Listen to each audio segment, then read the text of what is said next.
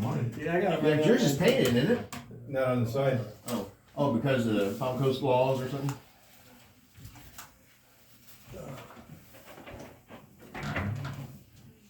And Joe, just pull that mic to one. Good morning and welcome to the Business Report. Today's going to be a little special edition of the Business Report because of the hurricane that we all just survived. I've got three fantastic businessmen in the studios with me this morning. I'll start all the way against the wall. Bob Williams with Elite Marine Construction. Good morning, Bob. Good morning, Kurt. Right in the middle of us all is Joe Ortiz with Ortiz Roofing. Good morning, Joe. Good morning. And my good friend Pete with Eagle Eye Inspections. Good morning. So guys, we just all suffered a hurricane. I think probably every home in the Flagler County area has some kind of damage, whether it's our home or our yard or our streets.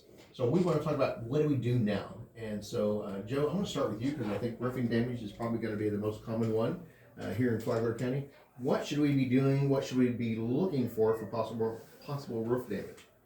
The first thing you should be doing is cleanup, of course, but if you're looking for roof damage, you go inside and you look at the ceiling to see if you see any spots on your ceiling that show any water damage. And if you do see water damage, then you want to have it inspected. If you see missing shingles or missing tiles or any type of visible damage on your roof, you want to call your insurance company and have it inspected. If it's substantial. If you're missing one shingle, then maybe it's not worth it because of the deductible. Right. But you want to hire a licensed professional. You don't want to hire a handyman. How do we know if they're licensed and bonded, insured and bonded? Because Sheriff Staley said that on the show yesterday morning. How do we know if someone's licensed and bonded? You ask them for their credentials and you research. You go into they're all licensed by the state. So you can go into DBPR. They're supposed to be, yeah. Yeah, DBPR, the professional business and professional business regulations, and you can see there if they're licensed and if the license is active. Right. Okay. And you definitely want to hire somebody that's licensed. You don't want So to if they're on that state website, they probably are bonded and licensed. Mm-hmm. Okay. Well, to be licensed, you have to have insurance. If your insurance lapse, your license is inactive. Okay. That's by the municipalities. So let's talk about the procedure. Let's say someone comes knocking on your door and they say, "Hey, I saw you got a bad roof. Write me a check for $1,000 and I'll come fix it tomorrow." Is that what we should be doing, or should we say, "Give me some time to think about it"? Absolutely not. You should. It's okay to get it inspected, but before you write a check to anyone, you want to see their credentials. Like, for example, I have literature and contracts with my license number on there, and you can do your research. You can even call the building department to ask them if the license is active. Okay, Pete, let me talk to you real quick, because this is what you do. All you do is home inspections. You don't do repairs. What's your advice there? Should they take the advice of somebody knocking on the door and saying, "Hey, I know she got some roof damage," or should they actually get a home inspection from a licensed inspector? No, I don't. I agree with what Mr. Ortiz was saying here, and you don't want to just let anybody come in and take over, especially when we have storms like this. You have a lot of people that come from out of state, so you don't know what their licensing is, and whether it's current or whatever. So definitely get their credentials up front. Don't give anybody any money up front unless you absolutely have to, or you're positive that they're a credible company. Legit. Right. So how do you work? Let's say I do want to have my home inspected because even though our house is still standing, we don't see any roof leaks. There could be a possible leak, and that's where you come in handy, because you could come in and go and look in the attic and look for potential damage. Is that right? Yeah, like he said, you want to look for stains in the ceiling. The one thing that's really typical of a hurricane, unlike a regular rainstorm, the rain falls straight down. With a hurricane, you got swirling winds and stuff, and if you're going to have a leak anywhere, it's going to find it. So a lot of times people feel like their roof is falling apart, and it's really not that. It's that it's blowing in from underneath the soffit area or other accesses that it would not normally do that. A lot of times we're able to identify that and give them some help or whatever. Or if they like he said, you lose shingles and stuff like that. They got bare nails that are exposed; those will cause leaks. Little things like that. So not always is it a big job to repair what they have. My So, first call was blowing rain. First Yeah. call I got was a roof I did a year ago, and it was inspected yesterday, and it was blowing rain that went in through the vents. Yeah, the building I live in there on Flagler Beach, the south side of the building, it's the towers, not all those towers, so it's 9 stories tall. The south side of the building, no damage at all, but several of the condos, apartments, whatever you call them, on the north end had sideways rain, like you said, Blowing rain. would find the smallest hole and come through that window or that sliding glass door. and like your gable vents, those are, that's a long, 2-inch space that goes for like 2-3 feet on your roof, and they've got multiple ones on most roofs. Once you get this swirling wind or the blowing rain, it's open season for those. So let's talk about the wind, because I know coming from Missouri, tornadoes have an uplift. Hurricanes, I'm assuming, have the same uplift. So even though you might not see any damage or have any damage that's visible, that uplift does lift up on that roof a little bit. Is that right, Pete? Yeah, it puts some strain on it. It's probably going to damage your older shingles first because they're going to be a little bit more brittle, especially with our weather that we have here, where the climate changes so much and gets so hot. You're going to find a lot of shingles that get folded back, and they'll have creases in them. And that's the ones that usually break off or end up missing. Right. So Bob, let's go to Elite Marine Construction. I don't know how much Bob loves me because I called him early in the morning and said, have you seen all the damage on Flagler Beach? Because I live on Flagler Beach and there's several hundred crossovers and several decks that I noticed that had to collapse. And the ones I showed you on my videos, Bob, are gone. What do we need to do to be cautious if we actually own a crossover or we have a deck that might be unstable? What do we need to do? Well, if it looks like any damage at all, no kind of damages at the base of that walkover, I would absolutely stay off of it. Call a professional, come out there, take a look at it, give an estimate, let you know if the repairs need to be done, and they will let you know if it's safe or not. But absolutely stay off of that. You showed me the one that was over at Nautilus that I would probably refrain from, and then the one down the road from you. Got there weren't even any steps left. No. So people are going to want to walk out there, take a look at it, take pictures. They don't need to take pictures for us. Give us a call. We'll come out, take a look at it. But like the other two just mentioned, I can't stress how important it is to get a licensed, insured professional out there. If somebody comes knocking on the door, in my field, if you have somebody come out knocking on your door to fix the docks, they're not a legitimate licensed person in this area, because we've already got so much business that we're waiting for our customers to call us back up, people that look us up, and that's who we're going to expect to come out and see. So, and if they want insurance, I all the time I give customers a certificate of insurance if they want it, and I can give it to them. I wouldn't do it for a small job, but a real big job, if they said I want certificate of insurance, like Nautilus asked for that, I'll get a certificate of insurance in their name, hand it to them to show that they're insured. excellent. So, it's not always just the decks or the hand railings that we need to be cautious about. Someone told me this morning we also need to look at where, especially on the crossovers or anything built into the ground, we need to look and see if that earth or that sand has eroded away, because that's what keeps it up. Is that right, Bob? Yeah, because it may not be that deep in the ground, because if you're out there where we're at now, if we're hitting coquina, a lot of times that's sitting on coquina. If that's been washed away, the sand or down near the bottom, yeah, that can absolutely be a problem.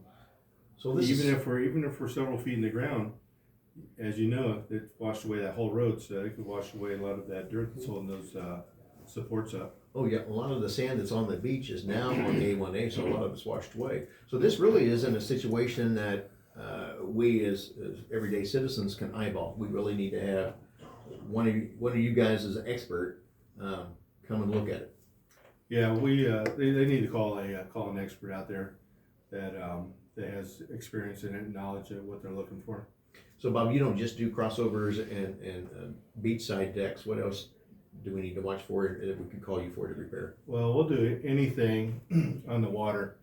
You're going to find a lot of the docks in the canals, and they have been they're underwater right now as we speak, and a lot of those push up. And it's not that your dock's been built poorly. It's just that the soil that it's in, some of them is really good, some of it's kind of muddy, and they're going to lift up. It's not a big process for us to come out. We jet it back down, we level the dock, and get it back to where it's at. Under no circumstances can we ever give a guarantee that it's going to stay down there, because it probably won't. And if you're calling us, you probably had this problem in the past and you've already expected it. On these older docks that were built without galvanized screws, galvanized bolts that have rusted, when this type of pressure is pushing up on these docks, they tend to start falling apart and coming apart, and you're going to notice a lot more damage to your docks than one that's been built in the last 8 or 10 years. So I don't know that much about boat docks. I know several friends that have it.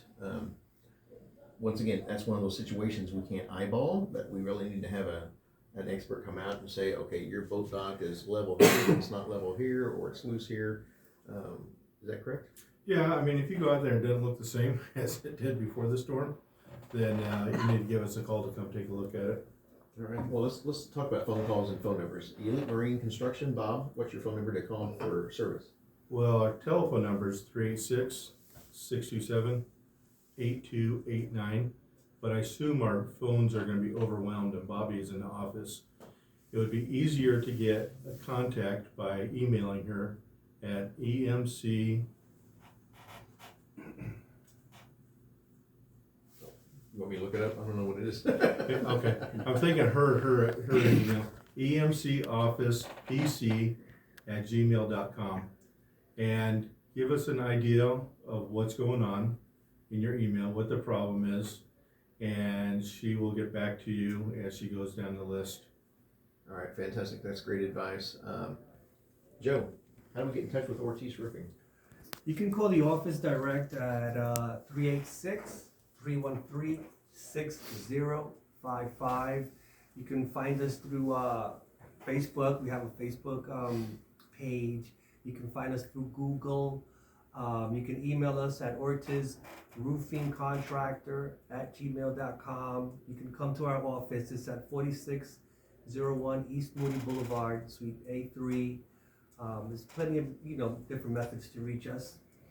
So when should they call either one of you? When they, like you said, a big spot on the roof, that's a start of a leak. That doesn't mean it's actually coming into the house yet or the office yet, but it's a spot that's working its way through the sheetrock. Is that right? Yes. Well, as soon as you see a spot on the roof, on the ceiling, that a stain, any type of stain, you should call. You should have that looked into before it gets worse, because the insurance companies want you to be proactive. If you see that you have a problem and you don't address it, the insurance company could deny the claim. Okay. Pete, how do we get in touch with you if we need an inspection? Okay, you can call the office. We have two numbers. We have 386-338-4755 or 386-276-2294. Or you can also email us at eagleyeinspection1@gmail.com. All right, fantastic. We're going to take a fast commercial break, and we'll be right back right after this. 2, 1. Good morning and welcome back to the Business Report. I'm your host, Kurt Keller. Got a great group of guests in the house this morning, thanks to our tropical storm and Hurricane Ian. All the way to the wall is Bob Williams with Elite Marine Construction. In the middle is Joe Ortiz with Ortiz Roofing. And sitting right next to me is my good friend Pete Lehnertz with Eagle Eye Inspection. And we are talking about what the next step is. We just survived, hopefully we survived, a hurricane and tropical storm. And do we have damage? Do we not have damage? And then insurance. Do we call insurance before we call you guys? No, you can call us first so we can inspect. One thing that I recommend is when you call the insurance company, don't act like you know what's going on, because I've had instances where A customer said he had he had hurricane damage, and it wasn't hurricane damage, and the insurance company wants to charge them a high deductible because for hurricane damage, it's depending on your policy, but it could be 2.5% of the property value instead of your $500 deductible or $1,000 deductible, and it could be a big difference. So, even when I deal with insurance claims, I don't act like I know, and I don't say this is unlike other roofing contractors. I don't say, this is hail. Unless you can see hail, you can see wind, but I don't act like I know. I let them figure out the dates. I just put in the claim and I let the insurance company figure out, when the damage occurred. Once I have proof of damage, I have proof. I don't have to tell you when it occurred, but you don't want to, especially here now in Flagler County, we didn't have a hurricane. We only had a tropical storm. So if you have a claim, the legitimate storm damage claim, you don't want to get that hurricane deductible. Right. Sheriff Staley made a comment that a resident gave permission to the roofing company, in this particular case, to have control of their insurance claim. And they got $1,000 down and took control of the insurance claim. They filed the claim. The insurance company, I guess, paid the roofing company, but they never got anything done. Should we as residents ever give the rights of our insurance over to a roofing company or a docking company or anything? I don't do that. That's called a assignment of benefits. For a roofing claim, I don't need to use an assignment of benefits. I do use one because I'm also a general contractor. If it's multiple issues, like if you have windows that are damaged, maybe siding, roofing. If you have a whole bunch of different things, then I'll use an assignment of benefits. But it's really not necessary for one trade, just for roofing, to sign an assignment of benefits. They got some companies out there that are not trustworthy, and there are some companies that are trustworthy. So, do your research, find out, if the company has a good reputation, what their reviews are. I would recommend this for no matter who you hire when it comes to hiring a licensed contractor. Right. I've heard stories where, as a matter of fact, the last storm in Flagler Beach, there was a couple that gave an out-of-town contractor $45,000. They disappeared and didn't do any of the work. Bob, let's talk about boat docks and crossovers and decks. How does that work with insurance? I've never seen a successful insurance claim on docks or crossovers, seawalls, mainly because it's water damage. It's from the rising tides, and that's what causes the significant amount of damage. The wind damage, insurance companies will discuss, but that damage is going to either be done to your boat or possibly to the roof. And in the case of these roofs built today, other than losing some shingles, there's not really going to be any damage on these type of storms unless we get like a category 4 or 5 that comes through here that just rips everything off. So usually if we're calling you, it's going to be cash. It's not going to be an insurance claim. Right. Well, not necessarily cash, but yeah, it's going to be, you're going to make the payment to me. Right. Rather than insurance. You can try, but I've never seen it successful going through the insurance. All right, thank you. Pete, Yes. I know your service isn't paid by insurance, but let's say I didn't have an inspection before the storm. Do I get any extra benefits for getting a certificate of safety? Well, normally, yes, I would say yes, you do. And I always tell you this, wind mits and 4 points are required right now by 90% of the insurance companies. And we are licensed and do those. So yes, they save you anywhere from 20 to 60%. I had a friend call me the other day, and he said he just had a wind mitt done, and his house was pretty well upgraded. He had new garage doors, new windows, new roof, everything. And he went from, I think he said it was like 4,600 and something to like 2,100. Wow. So he saved a lot of money. That's a good savings. Yeah, and so it was worth it for him, Mm-hmm. And like I say, now with all the insurance companies leaving Florida and all the other issues that we have, a lot of the insurance companies are requiring that, especially if they raise your rates so high and you have to go out and job shop and go to another insurance agency. The new agency is going to require it. And I just kind of happened to be lucky enough that I've been in the area for like the last 7-8 years, and we have a good name, and a lot of the insurance companies use us. So I don't necessarily have to do anything with the insurance companies. They usually call me and say, hey, this guy needs a wind mitt, or this guy needs a 4-point. Can you guys accommodate him? Pete and I are friends, to let everybody know. So conversations that Pete and I have had, not only do the insurance companies recommend you, you also, the real estate agents highly recommend you on when someone's buying a house or closing on houses. Yeah, what happens with real estate agents, they kind of safeguard themselves. Usually they'll put like 3 names on a list, and I have the opportunity of usually being in that top 3 that they recommend. They don't like to say, hey, take Pete right off the bat, because if they do and something goes wrong or they're not happy, then they can come back after the realtor too. But we don't usually have that problem. I've never ran into it in any of the times that I've done inspections. And so, yeah, we've been pretty good. I get those calls all the time, Pete, for people asking for those inspections. So maybe you should give me your number. Okay. I get them all the time. Yeah, a lot of roofing companies, once they do them, have my information, and they'll say, hey, we just replaced your roof. Check with this guy to see if he can get you a wind mitt. Now, I got a question for Bob. Yeah. Bob, so if there's a storm to a dock and it's legitimate storm damage, the insurance company won't pay for it? Not if it's the damage is caused by the water. So rising tides. So you may have an older dock, and I'm going to go to several of them, where the tide has come up and the outside walkway is broken off, or part of the dock is broken off, or boards have all lifted up and disappeared down the river.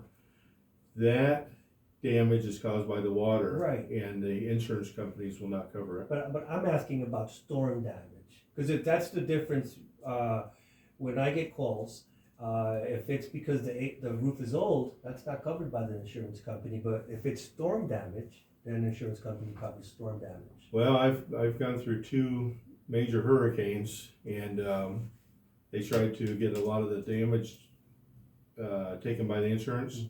And the last was it Irma and Matthew, and they weren't able to get any of the any claims that I saw. So let's we've got just 2 minutes left to go. Let's talk about replacement. Bob, how should we replace our boat docks or our crossovers or our decks? I'm going to come out and look at it. I'm going to tell you either you need to replace it totally or repair it.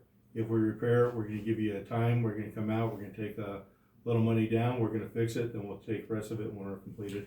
But you, one of my questions for you is, you like a composite wood versus wood? Is that right? Yeah, I use 95% of the time we use wear deck decking, and it's probably some of the best on the market. And actually, that's what we use on your dock. And everybody seems to really like it. They've got a lifetime warranty, and I've really enjoyed it. Fantastic. How do we get in touch with you again, Bob? 386-627-8289 is the office, or you can contact Bobby also at emcofficepc@gmail.com or eliteMarineConstruction@gmail.com. All right, great. Joe, how should we replace our roof? Or should we replace it or just repair it? What's the best way to do it after a storm like this? It depends. There's a code that if more than 25% of the roof is damaged, the entire roof has to be replaced. Okay. So if it's less than 25%, then maybe we can repair it. But depending on what roof system it is, maybe it's not worth repairing, and it's better to replace the entire roof. So I know one of the big questions for a lot of people, metal, shingles, which is best? Metal's nicer. It's more attractive, but it's much more expensive. All right. Pete, phone number for Ortiz Roofing. Ortiz Roofing Contractor is 386-313-6055. Like I said earlier, you can reach us on Facebook, on Google, through our website. The website is ortizroofingcontractor.com. And our office is in Bunnell, not too far from Target, 4601 East Moody Boulevard. Fantastic. Pete, if we're a little nervous, if we had some damage, can't see it, don't hear it yet, how do we get in touch with Eagle Inspection? You can call us at 386-338-4755, and our new number that we just activated is 386-276-2294. All right, gentlemen, thank you very much for coming in and giving us this great advice about what to do after a hurricane. You're welcome. Thanks for joining us. We'll see you next All Saturday. right, thank you. Thanks, Mark. Did I go over? You're all right. You said everything but driving and stopping on the road.